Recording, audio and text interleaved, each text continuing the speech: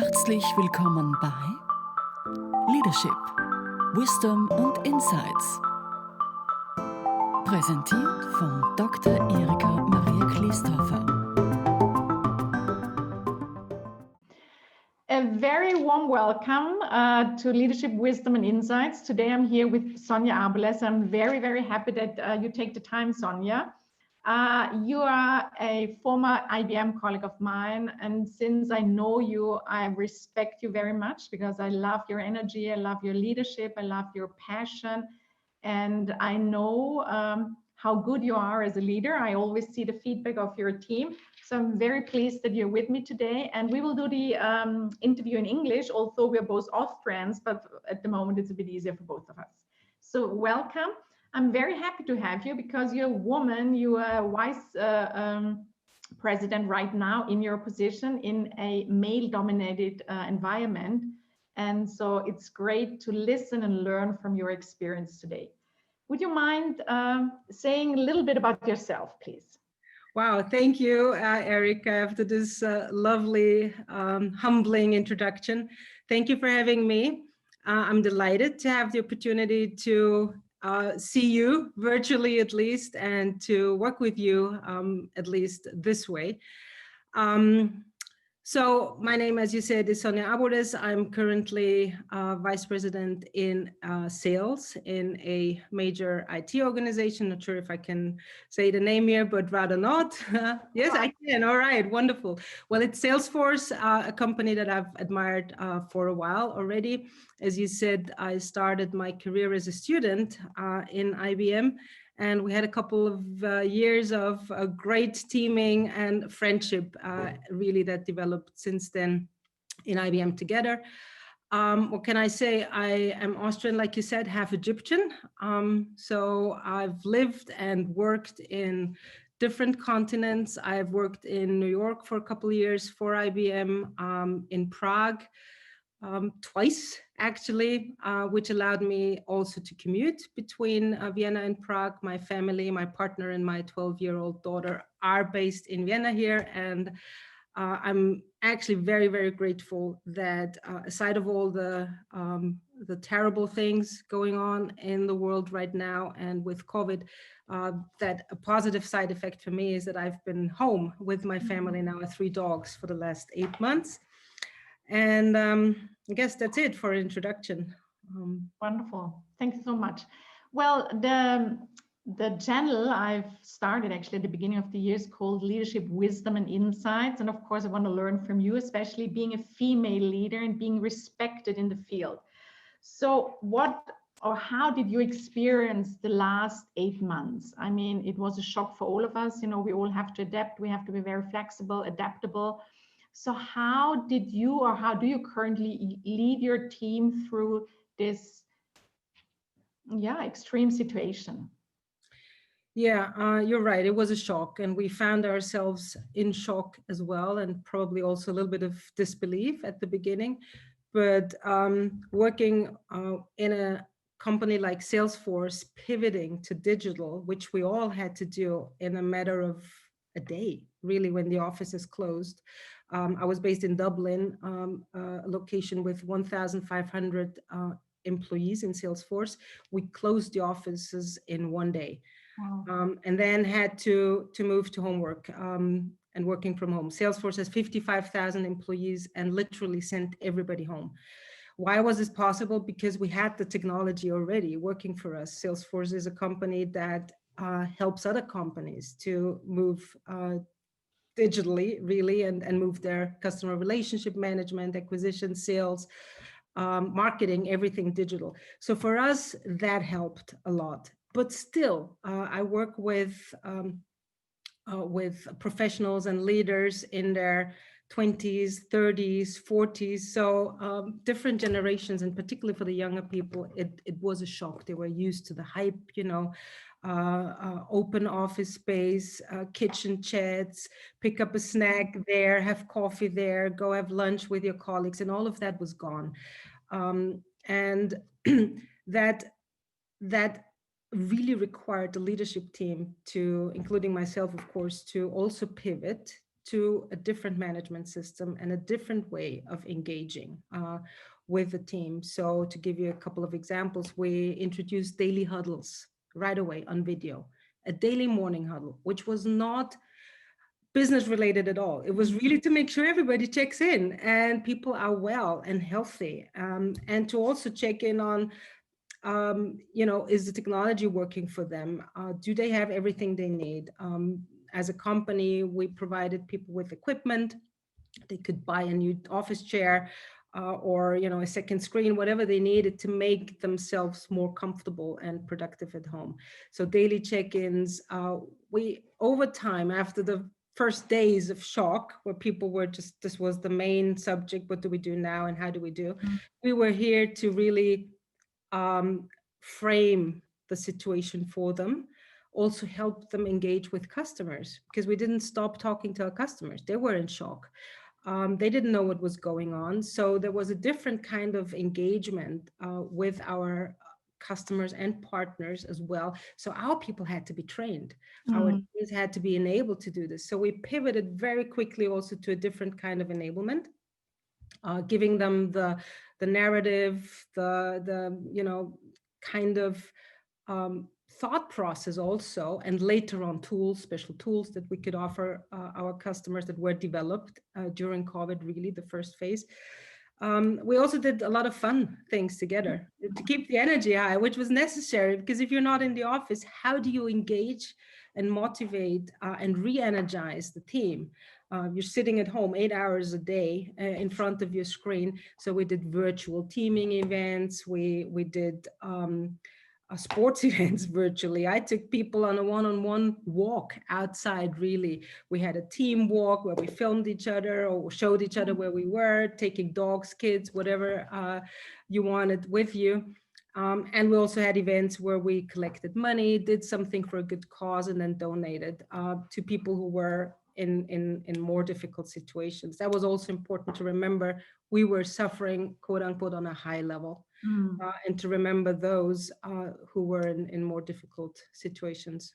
Very good. So what I'm hearing is, so the first step was actually to meet them emotionally, have these check-in calls, where they feel like there is a space and I'm carried by that space. So to feel a kind of safety. Then, of course, building up the competence. And I saw a couple of, on LinkedIn, I have to say, I saw a couple of your invitations to learn certain things. And I thought it was fantastic, and you had really inspiring people. And then also the social aspect, what you were saying. So it's really connecting, being there for them, holding space for them, building up competence, building up maybe also,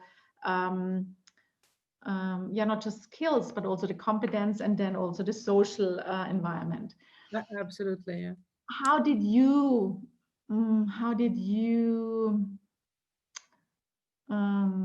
nourish yourself, let's say? What did you do for yourself? How many employees do you currently have, Sonja? About 60. 60, right. So that's a lot, and you can't connect every single day with probably every single person. So how do you recharge your batteries if you have bad moments? Because holding the space for so many people is quite heavy. So what did you do for yourself, or do you do for yourself? Yes, great question, because you can forget about that. But to your earlier point, before I answer this question, I actually connected with everybody. Of course, not every day, but I made it a point to do those check-ins, one-on-one check-ins, even just 10, 15 minutes with everybody through video throughout this period. And I did this 3 times, April, July, and then September, October timeframe as well. It was amazing to see some changes as well with the people. Some of them grew up suddenly and matured even more in that period. So what did I do for myself or do for myself? I made it a point not to eat too much chocolate, which would be the obvious, feel good treatment. No, seriously, I started working out very simply. So I had my personal trainer, thanks to Patrick, who was able to motivate me really to do the training also via Zoom. So we tried it, and it worked really well, and we kept it up until today. And we'll continue, maybe do this via Zoom continuously. shortened meetings, which also help the team. If you need a 1-hour meeting, maybe you can do it in 45 minutes, and maybe you can try to do it in 30 minutes. So I took out all the clutter from my calendar. We also dedicated Friday to Invest Friday for a month, to have no internal meetings on a Friday and allow people to do whatever they thought, either have a customer engagement or do yoga, whatever. Salesforce did a ton of things for employees worldwide, yoga classes online, bringing external speakers, inspirational speakers, even Alicia Keys performing for us. Yeah, you saw that, right? So I also added time in my calendar where I didn't want to do anything other than thinking, which sounds funny because we think all the time, but hopefully, but I wanted to have that time in the calendar where I did some maybe analytics, trying to work on short-term, longer-term strategy for the team, looking at data and helping my leaders with the analytics that I provided to them, because I immersed myself into the data points and we have so much available to us that they didn't need to do this. So I took off some of their workload that way. And I had playtime with the dog. Yeah. And of course, certainly not least, but most importantly, I had quality time with my family, being home, not having to travel, and with my daughter, who's actually right next door, because we are, as you know, in lockdown, so schools are closed as well, and we made it a habit to have a routine during the day. So breakfast together, and then at lunch we prepared lunch together, something light, and then in the evening we all came together again. So it's super important, and I'm glad you asked the question, because this is also the advice I'm giving to people who ask me on the team. What do you do to keep yourself up and motivated every day, 8 hours a day on video or in calls? It's those breaks that are very consciously taken, even planned into the calendar, and it's time for yourself. It's my workout, it's the playtime with the dogs, and of course, it's the time with Tembi. Yeah, wonderful. Well, I liked when you said, to have that space for thinking or being, because I think this is so important as a leader. So you always have to be really present to ensure that you take good decisions. At the same time, you have to look forward. And as you said, you like to have the time to strategize, to think about future, to think about the next steps ahead. So now looking into the future, and let's say looking into the next 6 to 9 months, what would you recommend any leader right now that it is really important for them individually, but also for them to guide their teams into the next couple of months? Wow, 6 to 9 months is a long period of time right now, but I would say, no matter what, stay close to your team. That's the foundation, and that's my number one priority, to really not just empathize, but to be close to them, and to not allow any distance because of reporting lines or matrix organization to prevent you from doing that, and get the pulse regularly from the team, because they're in front of the customer, of the partner, whatever your business is. So it's very important also to get the feedback from them and to have those open communication lines all the time. There should not be a barrier that an individual contributor on the team reaches out to the VP because he or she has got an idea for an improvement. People need to feel they're heard, and even more so when they don't have access to you immediately because they see you on the floor. So we don't know how long we're going to be in this situation.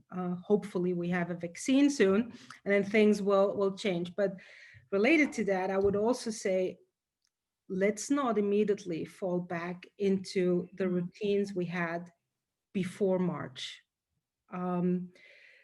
There might be things we don't want to go back to, because we can't also. and we can't. I mean, life will have changed, you're right, fundamentally anyways. But I think we need to consciously rethink, how do we want to come back, and what do we want to come back with to, and how do we create our new work environment or the lives once we can travel again. Do we travel every week because we have a vaccine? Probably not, no, right? Do we travel for every customer meeting if we can do it via Zoom or whatever technology? So I think that's an important aspect of, thinking forward 6 to 9 months, because that may be the period when we have the vaccine available. But to me, most importantly is really investing in your people, continuing to do that even more so in this environment now, because if they're not happy and feel they have a purpose, then your business will not thrive, and team engagement will suffer.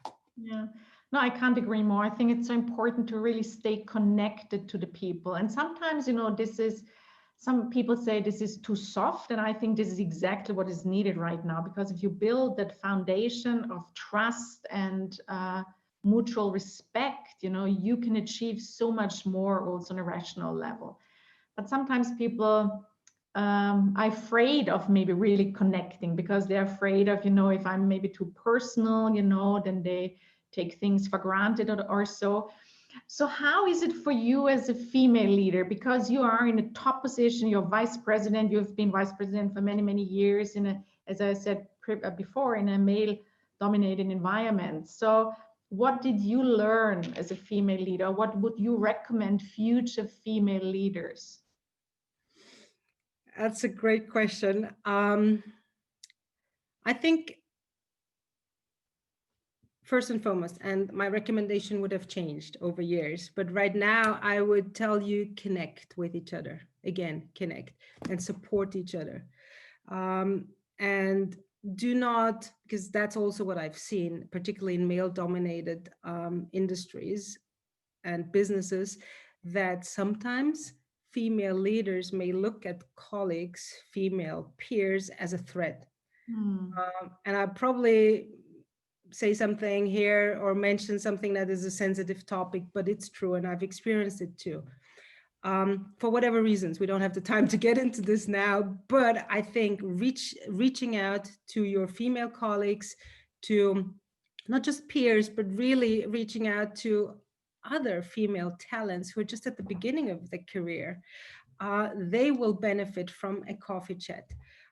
They will benefit from, hearing from other leaders, female leaders, how they overcame obstacles. And they're there, it's clear. I'm lucky to be working in a company which is putting a lot of emphasis on diversity, any kind of diversity, and equality. But even there, I saw the need in my own organization and the extended organization to lift the female talents up in the team. And I created actually a support group. It's funny you're asking that, and this was not staged for my extended organization.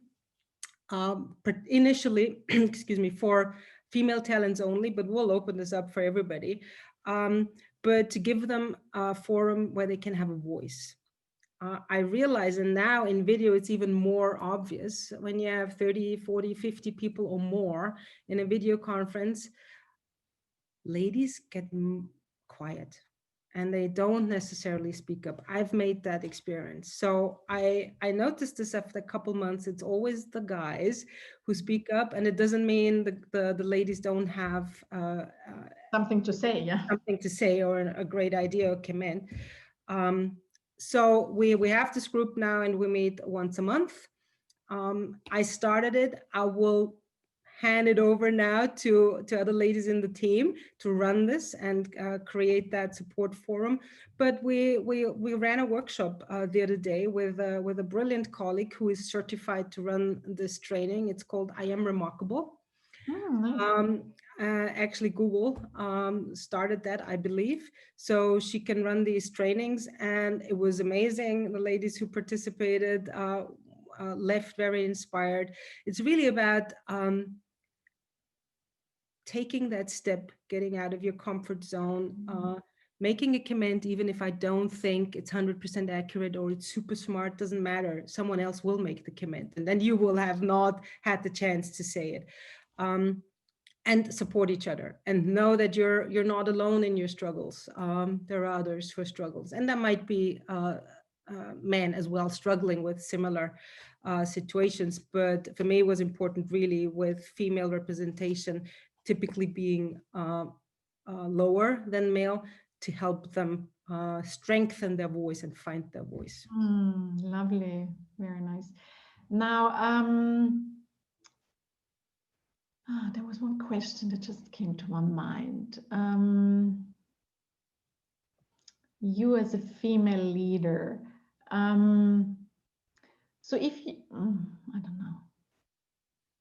No, different question. I had a question in mind, but it's gone. Sometimes I think too much, you know. So I talk too long. No, it's very interesting. No, I love listening to you. How would your employees describe you? Because I see quite often actually feedback given to you on LinkedIn, and I could feel, you know, the appreciation for you, the respect they have for you. So what would they say about you if I came to your office with a camera and I filmed them? What would they say about you, Sonja? Wow, thank you. I would say there would be a couple of terms coming to their mind. Probably now, after the last 8 months, where it was so obvious as well, what I try to do as a leader is that I connect well with them. And I, you know, there is no barrier really between the VP and the sales professional. And shouldn't be. But this gave me an opportunity now really to do it much more intensified and in a structured way, in a one-on-one on video. That would be one thing. I empathize also, and I really try to understand what are their struggles and what do they do, you know, the whole day, and what's working well and what's not working well. Not to check in on them, but to learn from that. Second thing, I'm maniac about growth mindset, and the theme of having a growth mindset versus a fixed mindset, and that has a lot to do with getting out of your comfort zone, trying new things. Yes, it's great to perfectionize what you've learned, but you know what? If it's 80%, 90%, you can turn your attention to something else and try out something else that enables you and allows you to grow. And that's sort of a theme that, looking back at my own career and life, I've typically and unconsciously, I think, was attracted to. And now I've really made this a theme also in my work and in my coaching sessions with you know, more junior colleagues who ask me. This is one thing I would definitely tell everyone, and I think I've started to make some believe into this and realize that is super important, to continue to be curious and to continue to learn, have always a learning mindset, and to learn from the best around you. I love surrounding myself with people who are much better in what they do than I could ever be. Yeah, and that holds true for my team as well. I love to have people on the team who are better than I am in what they do.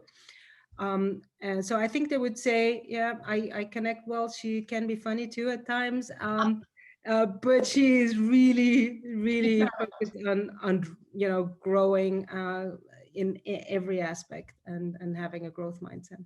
Yeah, and I think this is what I always admired about you. I think I'm quite similar. So you are very inclusive. You know, it's so much fun being around you. At the same time, you're very clear, you're very determined, and you go high standards and you go for it and you succeed. And I think this is fantastic. At least to me, this is very energizing. Yeah. Thank you so much. I think that's very mutual as well, which is probably why we enjoy our conversation so much. At least I do a lot. Yeah, absolutely. Now, Sonja, so there are the good sides of us, you know, and as you just Yes. what your people would say. What are your triggers, let's say? What is it that you cannot stand at all, and where you're crystal clear also about boundaries as a leader? Yeah, they exist, of course. Not just fun to be around with. No, seriously, I think it's super important in a team, for a well-functioning team, for everyone to contribute. It doesn't help the team if a team achievement is built only on a few people's contributions and their hard work, and the rest checks out. I'm very, very sensitive about that. And individual accountability, taking accountability for what you do well, but also for what you don't do well, and then learn from it, move on fast. Which leads me to the second point. I do not dwell on mistakes or failures. They happen. And ideally we learn really fast from them. And I don't want to spend more than needed on what happened. It happened, let's learn from it, analyze it, move on quickly. So that's pretty much, I think, sums it up. Arrogance, maybe another one, you know, people who think they know it all. And then a combination of that with either one or with both of the other, right? That is the word. That doesn't work well. Das geht sich nicht aus. But yeah, I'd like to formulate it positively. I'm really intrigued, and it makes me tick and enjoy work if I'm surrounded with people who are passionate, who love what they do, and who have a purpose in life. It doesn't have to be the work. Typically it's not. Typically it's something else, right? I want to farm in Africa, and that's why I want to really work hard. But if you work hard, then make the best of it and enjoy it as well. Very good. Now, Sonja, you've been a leader for so many years in different organizations, very big one, medium size also, let's say big ones mainly. And you've seen really changes in leadership. I mean, when we started out at IBM, you know, it was very much top down, you know, and it was very patriotic also. I mean, and it changed dramatically, I would say, for the better, I would say also. Yeah. And you know, I stand for inspirational leadership. This is very close to my heart, being an inspiration, being there for others to be encouraged, empowered, and so on. What were the main shifts for you in leadership you have observed in your own career from your beginning when you were first-time leader to now? Great question. Another great one. I think you mentioned some of it already, which has to do with hierarchy or perceived hierarchy. And IBM being a big organization, you know, many years back, when we were there, I perceived it as very hierarchical. It has changed, I know, and I experienced the change having been there until just a few years ago. But I think inclusiveness, you mentioned that too before. There's so much focus on diversity and inclusivity. And in fact, IBM was one of the first big corporations who really put a lot of focus on that. I think all for the positive, and people have a voice. I think also, and they have a way of articulating it, and they're encouraged to articulate it. Technology helps doing that. If you run a company like IBM with 350,000 people, or Salesforce, 55,000 people, how do you hear the voice of everybody? You can't by running town halls, all hands meetings, and you use technology. So you have online chat possibility, you have forums, you have ways of engaging everybody on topics, and then collect the collective intelligence and ideas and make the best of it. So I think that has changed, and I've already seen it in IBM at the last couple of years of when I was there.